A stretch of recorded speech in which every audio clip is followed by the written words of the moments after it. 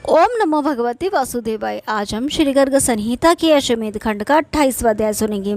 इसमें हम सुनेंगे यादवों का पांचजन्य उपद्वीप में जाना, दैत्य की परस्पर मंत्रणा, मयासुर को बलबल को घोड़ा लौटा देने की सलाह देना, परंतु बलबल का युद्ध के निश्चय पर ही अड़िग रहना। श्री गर्ग जी कहते हैं, नृपेंद्र प्रातःकाल शौचादि कर्म करके यदुनंदन अनिरुद्ध यादवों के साथ उसी प्रकार सागर के उस पार गए जैसे पूर्व काल में कपियों के साथ श्री रामचंद्र जी गए थे। वहाँ जाकर उन अनिरुद्ध आदि यादवों ने पांचजन्य उपद्वीप देखा, जिसका विस्तार 100 योजन था। राजेंद्र, उस द्वीप में आसुरीपुरी शोभा पाती थी, जो 20 योजन तक फैली हुई थी। उसमें दैत्यों के समुदाय निवास करते थे। पुन्नांग, नाग केसर, चंपा, तिलक, देवदारू, अशोक, पाटल, आम, मंदार, कोविदार, निम्ब, जम्बू, कदम्ब, प्रियाल, पनस, कटहल, साल, ताल, तमाल, मल्लिका, जाति, चमेली, जूही, नीप, मोलश्री, चंपक तथा मदन नाम वाले वृक्ष एवं पुष्प उस रमणीय नगरी की शोभा बढ़ाते थे। उसमें रत्नों के महल बने हुए थे। यादवों का आगमन सुनकर दुष्ट बलबल ने महात्मा यादवों की सेना की गणना करने के लिए मायावी मैं को भेजा। उसने तोते का रूप धारण करके वहां जाकर सब यादवों को देखा और लौटकर अत्यंत विस्मित हो पुरी के भीतर बलबल से कहा, मैं बोला, दैत्यराज, बलवान वृषणिवंशी योद्धाओं की गणना कौन कर सकता है? जहाँ वे प्रद्युम्न पुत्र अनिरुद्ध लाख लाख करोड़ सैनिकों के साथ सुशोभित हैं। समस्त यादव समुद्र के ऊपर बाणों से सेतु का निर्माण करके तुम्हारे ऊपर चढ़ आए हैं। राजन, देखो, उनकी सेना देवताओं को भी विस्मय में डालने वाली है। दैत्यराज, मैं बूढ़ा हो गया, परंतु आज तक सागर के ऊपर बाणों का बना हुआ पुल न तो देखा था नहीं सुना था। आज तुम्हारे सामने ही ये देखने को मिला है। रघुकुल शिरोमणि श्री राम ने पूर्व काल में लंका के निकट जो सेतु निर्माण किया था, वे पत्थरों और वृक्षों से बनाया गया था और उनके नाम के प्रताप से पानी के ऊपर प्रस्तर ठहर सके थे। वे सारा सेतु मैंने प्रत्यक्ष देखा था, परंतु आज जो देखा है वह तो बहुत ही अद्भुत है। राजन, पूर्व काल में श्री कृष्ण ने कंस आदि तथा शकुनी आदि दैत्यों को युद्ध में मारा था और समस्त राजाओं को परास्त कर दिया था। श्री कृष्ण तो साक्षात भगवान हैं। पूर्व काल में ब्रह्मा जी के प्रार्थना करने पर वे अपने भक्तों की रक्षा के लिए गोलोक से भूमि पर पधारे हैं। वे दुष्ट पापियों का विनाश करने के लिए कुश स्थली में विराजमान हैं। इसीलिए अनिरुद्ध आदि महाबली समस्त श्रेष्ठ यादव भीषण, बक तथा अन्य नरेशों का परास्त करके यहाँ आए हैं। श्री कृष्ण के पुत्र पौत्र तथा जाति भाई श्रेष्ठ यादव आकाश को भी जीतने का हौसला रखते हैं, फिर भूतल पर विजय पाने की तो बात ही क्या। अतः बलबल, तुम मरने से बचे हुए दैत्यों की भलाई और अपने कुल की कुशलता के लिए अनिरुद्ध को घोड़ा लौटा दो। देवद्रोही दैत्यों को सुख मिले, इस उद्देश्य से अनिरुद्ध को घोड़ा देकर श्री कृष्ण चंद्र का भजन करते हुए तपस्या से प्राप्त हुए अपने राज्य को भोगो। इस प्रकार शुभ वचनों से समझाए जाने पर भी श्री कृष्ण से विमुख बलबल लंबी सांस खींचकर मैं से रोषपूर्वक बोला।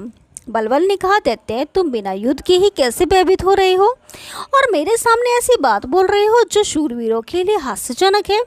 तुम बुढ़ापे के कारण बुद्धि और बल दोनों से ही हीन हो गए हो, इसलिए इस समय मैं तुम्हारी बात नहीं मान सकता। यद्यपि श्री कृष्ण साक्षात भगवान हैं और ये यादव श्री कृष्ण के ही वंशज हैं, तथापि मैं शिव का भक्त हूँ। मेरे सामने ये क्या पुरुषार्थ करेंगे? इसीलिए तुम भय ना करो। तुम्हारी मायाएं कहाँ चल गईं? मैं तो तुम्हारे सहारे ही युद्ध करने जा रहा हूँ। अनिरुद्ध बड़े शूरवीर हैं, तो हम लोग क्या शौर्य से संपन्न नहीं हैं? मेरे रहते इस भूमंडल में यादवों का ये बड़ा भारी गर्व क्या है? मेरे धनुष से छूटे हुए सायकों का द्वारा अनिरुद्ध अपनी वीरता के गर्व का फल प्राप्त करे। दैत्य प्रवर, आज रणभूमि में मेरे तीखे बाण मानी अनिरुद्ध को उस कवच से छिन्न भिन्न करके रक्त से वैसे ही लथपथ कर देंगे जैसे वसंतकालीन पलाश वृक्ष पुष्पित होने पर रक्त वर्ण का हो जाता है। आज मेरे बाण हाथियों के गंडस्थलों का भेदन करें तथा बाणों से छिन्न भिन्न रक्त रंजित सैकड़ों घोड़ों का आप सभी देखें। आज योगिनियों के झुंड मनुष्य की खोपड़ियों से भी जी भरकर रक्तपान करें। मेरे वैरियों के कच्चे मांस को चबाकर आज महाकाली संतुष्ट हो जाएं। अपने महान कोदंड से करोड़ों भल्लों की वशा करते हुए मुझ वीर के बाहुबल को समस्त सुभट प्रत्यक्ष देखें। बलवल की यह बात सुनकर महाबुद्धिमान मायावी में श्री कृष्ण के महात्म्य को जानने के कारण उस मतांध दैत्य से इस प्रकार बोला। मैंने कहा, जब तुम रण क्षेत्र में श्री कृष्ण के पुत्रों एवं यादवों को जीत लोगे तब तुम्हें परास्त करने के लिए श्री कृष्ण अथवा बलराम यहाँ पदार्पण करेंगे। मैं किस बात सच्ची और हितकारक थी तो भी कालपाश से बंधे हुए उस महादैत्य ने उसे सुनकर भी नहीं स्वीकार किया।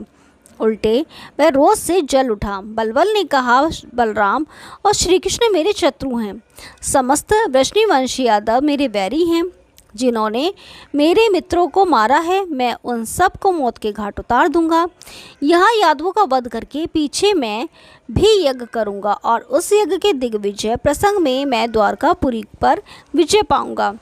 मैं बोला, दैत्यराज घमंड ना करो, यह काल रूपी घोड़ा तुम्हारे नगर में आया है। अब तक मरने से जो बच गए हैं उन महान असुरों को मरवा डालने के लिए ही इसका यहाँ पदार्पण हुआ है। असुरेश्वर अनिरुद्ध के समस्त बाण इसी क्षण तुम्हारी पुरी को छिन्न भिन्न तथा शूरवीरों से हीन कर डालेंगे, इसमें संशय नहीं है।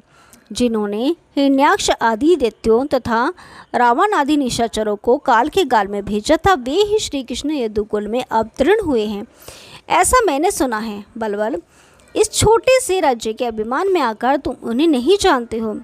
मेरे कहने से घोड़ा अनिरुद्ध को दे दो, यह हमारे लिए युद्ध का समय नहीं है। बलवल बोला, मैं तुम्हारी बात समझता हूँ, तुम यादवों के साथ युद्ध नहीं करोगे, इसलिए पूर्व काल में जैसे रावण का भाई विभीषण श्री राम के पास चला गया था उसी प्रकार तुम भी अनिरुद्ध के पास चले जाओगे। श्री गर्ग जी कहते हैं, राजन, बलवल की यह बात सुनकर मायावियों में श्रेष्ठ मैंने वहाँ अपने मानसिक दुख को दूर करने के लिए इस प्रकार विचार किया। पूर्व काल में वैर भाव से भगवत चिंतन करने के कारण बहुत से निशाचर और दैत्य वैकुंठ धाम को जा पहुँचे। अतः जो भी इस भाव को अपने हृदय में स्थान देता है उसकी अवश्य उत्तम गति होती है। ऐसा विचार करके मयासुर ने सहसा उन महान असुर से कहा। मयासुर बोला, बलवल, तुम महान वीर हो, अब मैं तुम्हें युद्ध से नहीं रोकूंगा। तुम रणभूमि में जाकर युद्ध करो और अपने सहायकों से यादवों को मार डालो। अब मैं भी तुम्हारे कहने से संग्राम भूमि में जाकर युद्ध भी करूंगा। ऐसा कहकर बलवल को हर्ष प्रदान करता हुआ मयासुर मौन हो गया। राजन, तब उधर केश, नद, सिंह और कुशाम्ब आदि 4 मंत्रियों ने अत्यंत कुपित होकर बलवल से कहा। मंत्री बोले, दैत्यराज, पहले हम लोग समस्त श्रेष्ठ यादव का वध करने के लिए युद्ध के मुहाने पर जाएंगे, क्योंकि हमें बहुत दिनों से संग्राम करने का अवसर नहीं मिला है। राजेंद्र, चिंता मत करो, हम लोग मैं दैत्य के साथ रहकर कोटि कोटि मनुष्यों को क्षण भर में मार गिराएंगे। श्री गर्ग जी कहते हैं, नृपश्रेष्ठ, उन मंत्रियों का भाषण सुनकर बलवल को बड़ी प्रसन्नता हुई। उस रणकोविद दैत्य ने उन्हें युद्ध करने के लिए आज्ञा दे दी। ओम नमो भगवते वासुदेवाय। कल 29वां अध्याय सुनेंगे, तब तक के लिए नमस्कार।